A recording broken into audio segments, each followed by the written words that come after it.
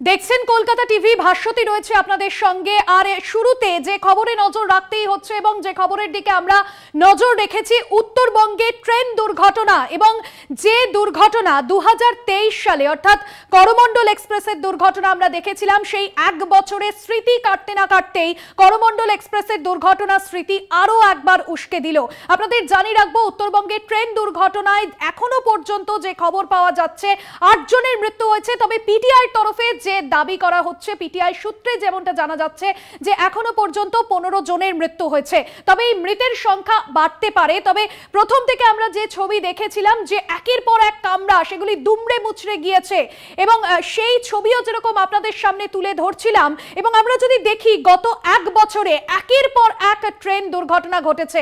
উত্তরবঙ্গে ট্রেন দুর্ঘটনার সেই ছবি যেরকম আপনাদের সামনে তুলে ধরছি, দেখছেন যে একটা ট্রেনের ওপর অর্থাৎ মালগাড়ির কিভাবে কামরা দুমড়ে মুচড়ে গিয়েছে এবং কাঞ্চনজঙ্ঘা এক্সপ্রেসের পেছনের যে 3টি কামরা, সেই 3টি কামরা কিন্তু লাইনচ্যুত হয়েছে এবং একের পর এক কামরা দুমড়ে মুচড়ে গিয়েছে। তবে যেভাবে কামরাগুলি দুমড়ে মুচড়ে গিয়েছে সেক্ষেত্রে মৃতের সংখ্যাটা কিন্তু বাড়তে পারে, এমনটাই কিন্তু আশঙ্কা করা হচ্ছে।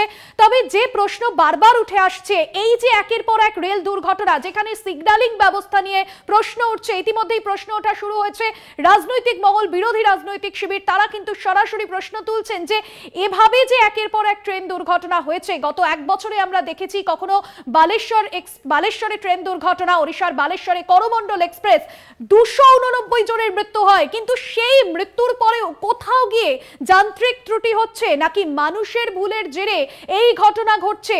চালক কি সিগন্যালিং মানেনি নাকি উপেক্ষা করেছিলেন?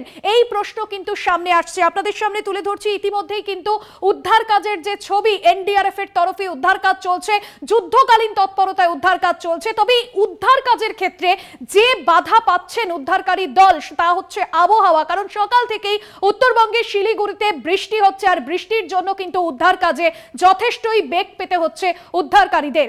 এনডিআরএফ এর টিম নামানো হয়েছে।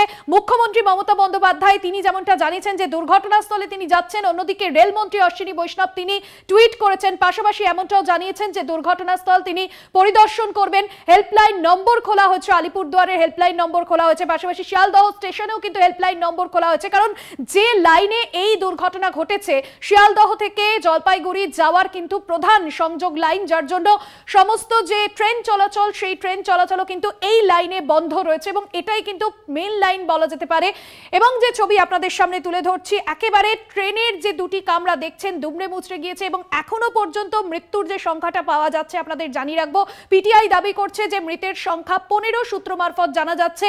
তবে এখনো পর্যন্ত মৃতের সংখ্যা 8। তবে রেল কর্তৃপক্ষ তারা সাংবাদিক বৈঠকে যেমনটা জানিয়েছেন যে এই মৃতের সংখ্যাটা বাড়তে পারে। যুদ্ধকালীন তৎপরতায় ইতিমধ্যেই কিন্তু উদ্ধার কাজ চলছে। তবে তদন্ত কিন্তু করা হবে যে কিভাবে এই দুর্ঘটনা ঘটলো। এবং আমরা দেখেছিলাম ওড়িশার বালেশ্বরের বাহানাগায় করমণ্ডল এক্সপ্রেসের দুর্ঘটনার স্মৃতি মুছে যায়নি এবং সেই দুর্ঘটনার পরেও একের পর এক প্রশ্ন সামনে এসেছে, কিভাবে দুর্ঘটনা ঘটেছে তা নিয়ে বিস্তর আলোচনা উঠেছে। এবং রেলকর্মীর গাফিলতি ও সিগন্যাল বিভ্রাটের কারণেই কিন্তু সেই দুর্ঘটনা ঘটেছিল, এমনটাও জানা গিয়েছে। তবে এবার কাঞ্চনজঙ্ঘা এক্সপ্রেস সেই একই প্রশ্ন কিন্তু মাথাচাড়া দিচ্ছে, কিভাবে ঘটলো এত বড় দুর্ঘটনা? যান্ত্রিক গোলযোগ নাকি সিগন্যালের বিভ্রাট নাকি আবারও গাফিলতি কাঞ্চনজঙ্ঘা এক্সপ্রেসের দুর্ঘটনার কারণ? এই প্রশ্নই সামনে আসছে। আর দুর্ঘটনার পর স্থানীয় বাসিন্দারা তারা কিন্তু ছুটে আসেন দুর্ঘটনাস্থলে। কি বলছেন তারা, কি অভিজ্ঞতা তাদের, শোনাবো।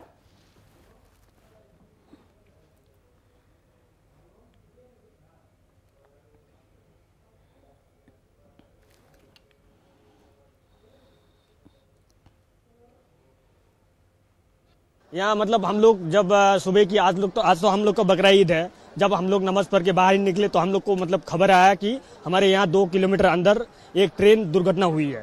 तो हम लोग जो है मतलब इसको तो लाइव नहीं देखा, हम लोग सुना, फिर जगह मतलब जब हम लोग को पता चला फिर हम लोग यहाँ स्पॉट आके अभी देख रहे हैं। तो यहाँ तो मतलब जो है एक ट्रेन शायद खड़ी हुई थी और एक ट्रेन आगे जो है इनसे टकरा गई शायद। जी हाँ, एक ही पटरी पे शायद एक ट्रेन खड़ी थी या जा रही थी, शायद स्लो थी, और मतलब एक ट्रेन आ रही थी, आके जो है मतलब ऐसी दुर्घटना हुई है शायद। 1-2 जो है डेड बॉडी मैंने अभी देखा है। हाँ, वहाँ एक लोको पायलट जो है वहाँ तो अभी अटकी हुई है वहाँ पे।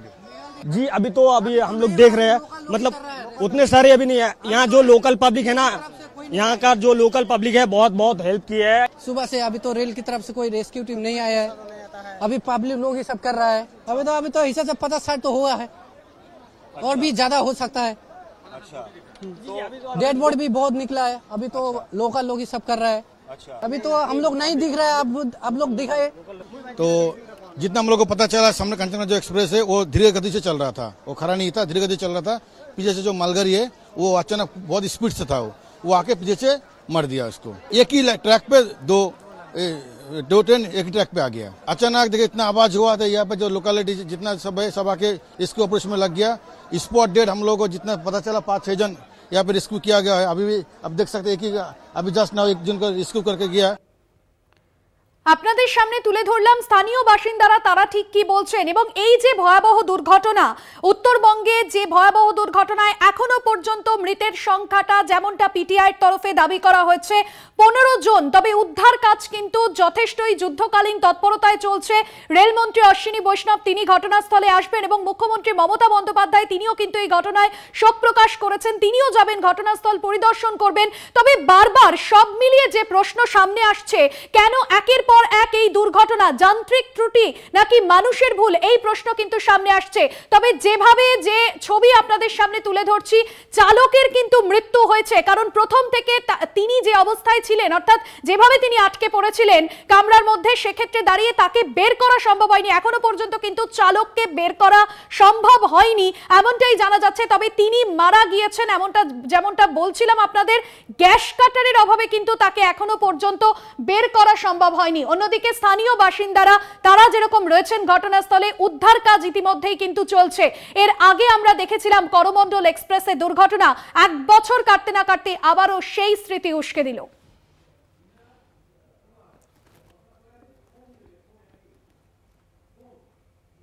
রিনা কুমার আমাদের প্রতিনিধি রয়েছেন আমাদের সঙ্গে ফোন লাইনে। রিনা, যে ছবি তুমি এর আগেও দেখাচ্ছিলে, যে উদ্ধার কাজের ছবি, যুদ্ধকালীন তৎপরতায় সেখানে চলছে উদ্ধার কাজ, এই মুহূর্তে সেখানে কি পরিস্থিতি, কি ছবি, উদ্ধার কাজ কতটা এগোলো, যে চালক তাকে কি বার করা সম্ভব হয়েছে, গ্যাস কাটার কি আনা হয়েছে, কি ছবি এখন এই মুহূর্তে? একেবারে দেখো, যে ট্রেন দুর্ঘটনা ঘটেছে সেখানে কিন্তু এখনো অবধি যা জানা গেছে যে প্রায় 13 জন নিহত হয়েছে এই দুর্ঘটনার ফলে। তার মধ্যে কিন্তু যে ট্রেনের যে চালক ছিল তারও কিন্তু মৃত্যু ঘটেছে এখনো অবধি কিন্তু তাই জানা গেছে, এবং প্রায় 40 জনের ওপরে কিন্তু আহত। সেই আহতদের কিন্তু উদ্ধার করে ইতিমধ্যে উত্তরবঙ্গ মেডিকেল কলেজ হাসপাতালে পাঠানো হয়েছে চিকিৎসার জন্য, এবং উদ্ধার কাজ কিন্তু লাগাতার চলছে। এছাড়াও বগিগুলো যে সমস্ত দুমড়ে মুচড়ে গেছে, একের ওপর এক বগি কিন্তু যেভাবে চড়ে গেছে, সে সমস্ত কিন্তু ঠিক যে কাজ রয়েছে তা কিন্তু লাগাতার চলছে। পাশাপাশি যে সমস্ত বগিগুলো ছিল তার যে দুমড়ে মুচড়ে গেছে বগিগুলো, তার থেকে কিন্তু কেটে বাদ বাকি যে যাত্রী শুদ্ধ যে গাড়ি রয়েছিল তা কিন্তু ইতিমধ্যে এখান থেকে বের করে দেওয়া হয়েছে। এবং পাশাপাশি ইতিমধ্যে যেখানে দার্জিলিং জেলার সাংসদ রাজু বিশ সহ এই ইতিমধ্যে কিন্তু গৌতম দেব, শিলিগুড়ির মেয়র, তিনি কিন্তু এই ঘটনাস্থলে যে রয়েছে সেখানে এসে পৌঁছেছেন, এবং উদ্ধার যে কাজ কিন্তু লাগাতার তৎপরতার সাথে চলছে এখনো পর্যন্ত। রিনা, কি জানা যাচ্ছে একটু জানতে চাইবো, ঠিক কিভাবে দুর্ঘটনা ঘটলো? কোনোভাবে কি সিগন্যাল উপেক্ষা করেছিলেন চালক, না আগে থেকে কোনো রকম যান্ত্রিক ত্রুটি ছিল? কি জানা যাচ্ছে এখনো পর্যন্ত, অনুমান কি করা হচ্ছে?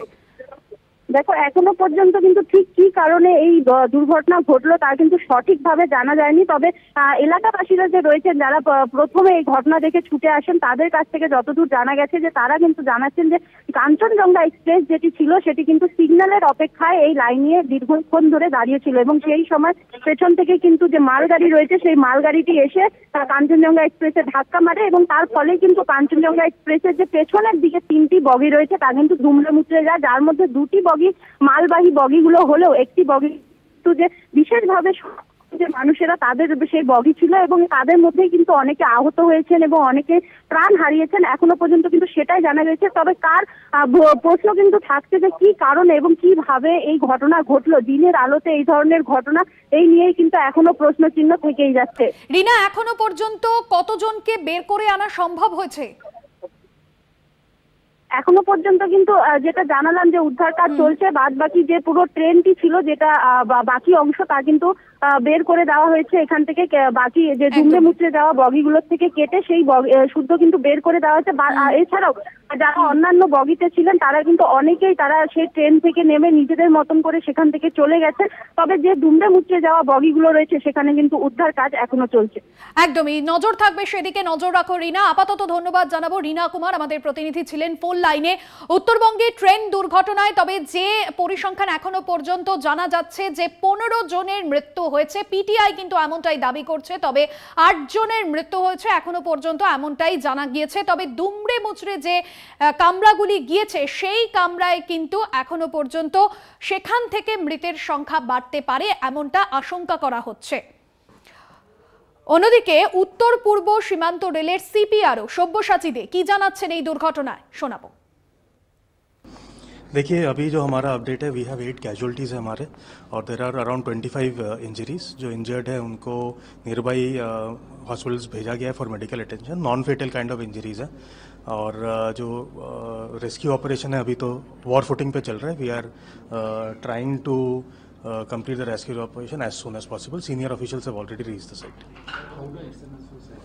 See, the preliminary information which we have is that Kanchenjunga was hit from the rear by a goods train, and why it happened is a question which will only be available after the detailed investigation is completed. But this is what we have, the preliminary information of how the accident happened.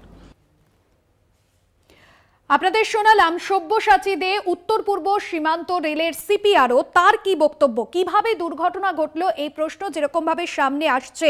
রেলের প্রাথমিক অনুমান যে লাল signal দেখতে পাননি মালগাড়ির চালক, সেই কারণেই একই লাইনে এসে যায় সেটি। সাধারণত যে লাইনে এক্সপ্রেস ট্রেন চলে সেই লাইনে মালগাড়ি চালানো হয় না, মালগাড়িকে দাঁড় করিয়ে পাস করানো হয়। পূর্ব রেলের সিপিআরও কৌশিক মিত্র তিনি কি বলছেন এই দুর্ঘটনায় শুনুন। যেই ট্রেনটি আমাদের কন্টেনার ট্রেন ছিল সেটা ওভারশুট করেছে, ওভারশুট করে কাঞ্চনজঙ্ঘা 3147-এর রিয়ারে পার্সেল ভ্যান যেটা খালি ছিল তাতে হিট করেছে এবং সেই পার্সেল ভ্যানে কিছুই ছিল না। আমাদের একটি টিম আরপিএফের টিম হাওড়া থেকে রওনা দিচ্ছে খুব শীঘ্রই এবং আরও কিছু অফিসাররা ওতে যাচ্ছেন ওখানে।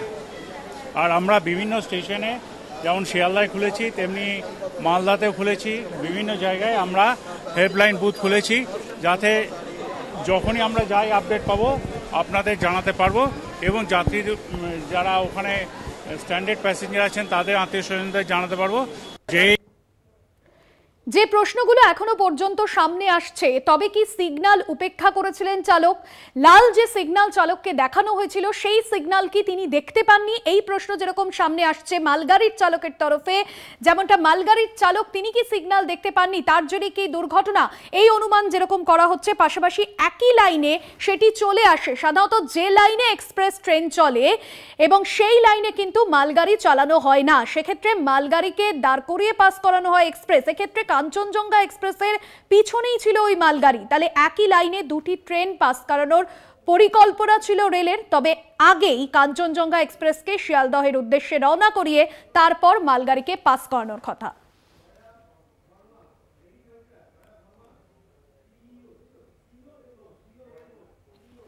রেল বোর্ডের সিইও জয়া ভার্মা তিনি সাংবাদিক বৈঠকে কি বলেছেন শোনাবো।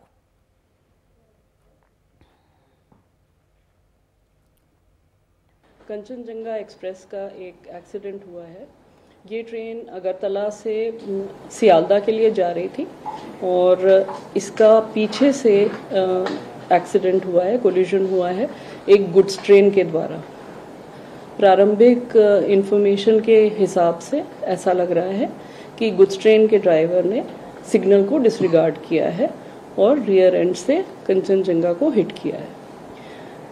कंचनजंगा का जो रियर मोस्ट पोर्शन था जिसमें कि एक गार्ड का डिब्बा था, उसके बाद 2 पार्सल कैरिंग कोचेस थे, वैन्स थे जिनको हम वीपी कहते हैं, वो पार्सल वैन्स थे। उसके बाद जनरल डिब्बे थे 2। तो जो एक्सीडेंट हुआ है रियर एंड से, उसकी वजह से जो गार्ड का डिब्बा है वो क्षतिग्रस्त हुआ है। जो पार्सल वैन थी वो भी क्षतिग्रस्त हुई है, लेकिन उससे किसी जान का नुकसान नहीं है। उसके बाद जो GS है उसमें भी थोड़ा क्षति है और उसके आगे की गाड़ी ठीक है।